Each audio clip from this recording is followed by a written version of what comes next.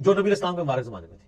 سر آج سے 100 سال پہلے کی اگر آپ شیکسپیئر کی انگریزی پڑھیں نا تو آپ کو کئی الفاظ نہیں آئیں گے. شیکسپیئر کی انگریزی تو چھوڑ دیں, آپ فضائل اعمال آج سے 50-60 سال پہلے جو لکھی گئی ہے اس میں کئی اردو کے الفاظ ہیں جو آج مستعمل ہی نہیں ہے.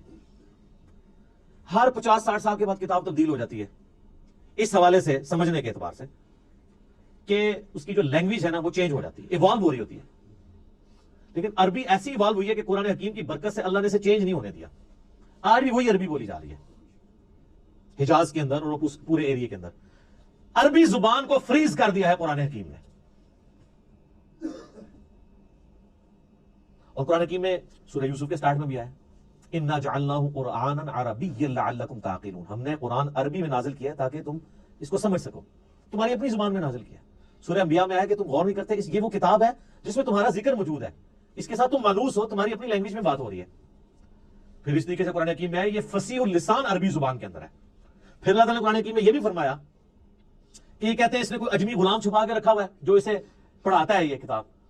تو اللہ نے فرمایا کہ کیسا اجمی غلام ہے کہ جو کتاب ہے وہ فصیح عربی کے اندر ہے اور اجمی اس کو سکھا رہا ہے.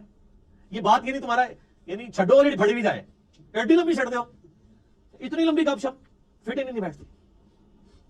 تو یہ عربی فصیح زبان اور آج تک قرآن کی برکت سے اللہ تعالیٰ نے عربی کو محفوظ رکھا ہے.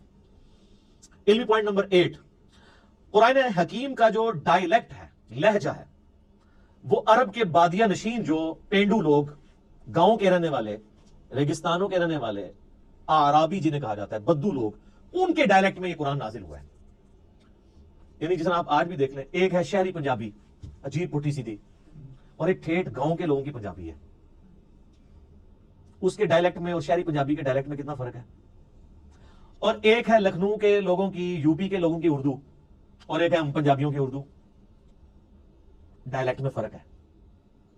ہم اردو زبان کو سیکھ تو ضرور سکتے ہیں, اس ڈائلیکٹ کو بھی سیکھ سکتے ہیں, لیکن پھر بھی کہیں نہ کہیں پکڑے جاتے ہیں کہ پنجابی ہے. میں نے تو اپنے آپ کافی اوورکم اس اعتبار سے کیا ہے کہ الفاظ کی ادائیگی ٹھیک ہو, لیکن بعض اوقات اپنے لہجے سے پتہ چل جاتا ہے کہ یہ اردو بولنے والا پٹھان ہے, پنجابی ہے, بلوچی ہے, سندھی ہے. تو اس اعتبار سے جو ڈائلیکٹ ہے نا قرآن کا, وہ ہے عرب کے بادیہ نشین لوگوں کی عربک کا, اور وہ آج بھی آپ عرب میں چلے جائیں نا وہ اسی طریقے سے وہی عربی بولتے ہیں.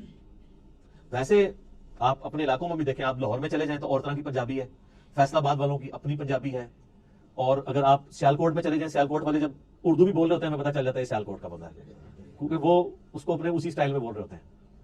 اسی طریقے سے جو ہند کو یعنی یہ سطح مرتفع پوٹھوہار کے رہنے والے, ہم بھی پوٹھوہاری ہیں جہلم کے لوگ, یہاں کی ہم تو خیر اتنے پوٹھوہاری نہیں, آپ ذرا پنڈی چلے جائیں نا, ان کی ذرا آپ پنجابی سنیں.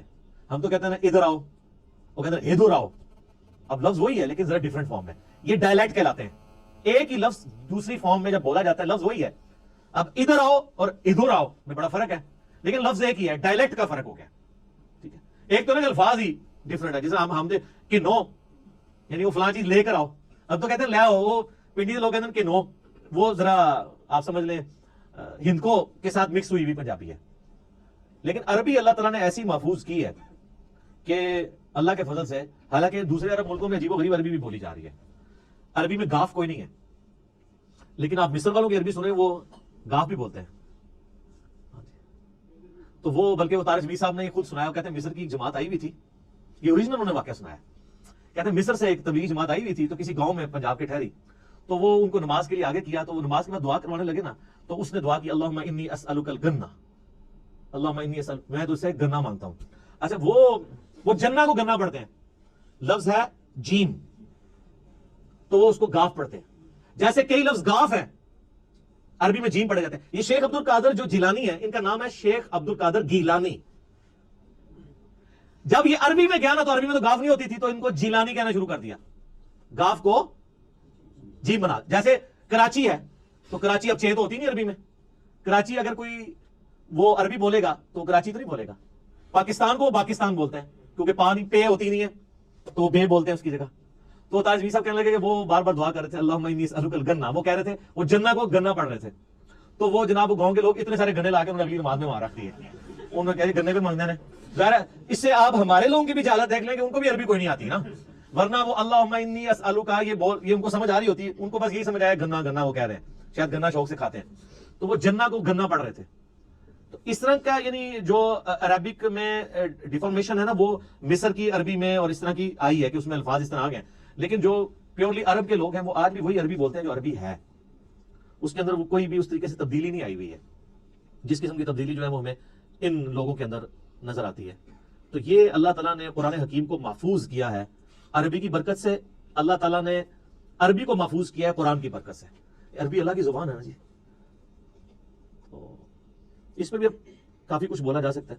علمی پوائنٹ نمبر 9 وہ ہے میرے بھائیوں، قرآن حکیم جو ہمارا عیسوی کیلنڈر اس وقت چل رہا ہے نا دنیا میں، جس کے مطابق آج 20 اکتوبر 2019 ہے، اس کیلنڈر کے مطابق 610 عیسوی 610 اے ڈی اینو ڈومینی، یہ آفٹر ڈیتھ آف عیسیٰ نہیں ہے، یہ اینو ڈومینی ہے، ایئر آف دا لارڈ، حضرت عیسیٰ کی پیدائش کے سال کو یعنی ڈکلیئر کیا گیا تھا 1 عیسوی، ان کی ڈیتھ کو نہیں، یہ اے ڈی سے مراد ڈیتھ نہیں ہے، یہ لیٹن لینگویج کا لفظ ہے، اینو ڈومینی کا مخفف ہے، اس میں میرا یوٹیوب پہ کلپ بھی ہے، عیسوی کیلنڈر ورسز ہجری کیلنڈر، یہ دونوں اللہ کے کیلنڈر ہیں، وہ سورج کے اعتبار سے چلتا ہے، دوسرا چاند کے اعتبار سے، لیونر اور سولر دونوں ہی اللہ کے ہیں۔